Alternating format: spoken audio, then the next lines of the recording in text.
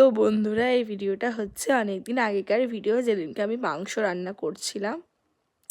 এই দেখো মশলা বাটাই আছে, আর এই দেখো আলু ভাজা, আর এখানে হচ্ছে পেঁয়াজ ভাজছি, আমি মানে কষাচ্ছি। এবার আমি মাংসটাকে রান্না করে দেবো। এই দিন মনে হয় 1 কেজি 200 মাংস বা 1.5 কেজি ছিল, আমার চোখ জ্বলে যাচ্ছিলো, এটা আমার মনে নেই। আমাদের বাড়ি রোজ মাংস হয়, তো আমি জানি না এটা ঠিক কতটা মাংস রান্না হচ্ছিল।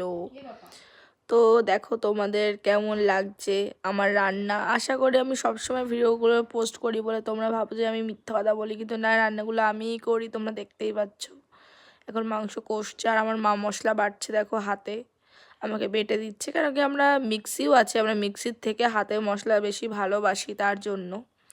তো এই দেখো এখন মাংস কষে গেছে, মানে ভালোভাবে কষছে, আর আমি এখন মিট মশলা দিচ্ছি।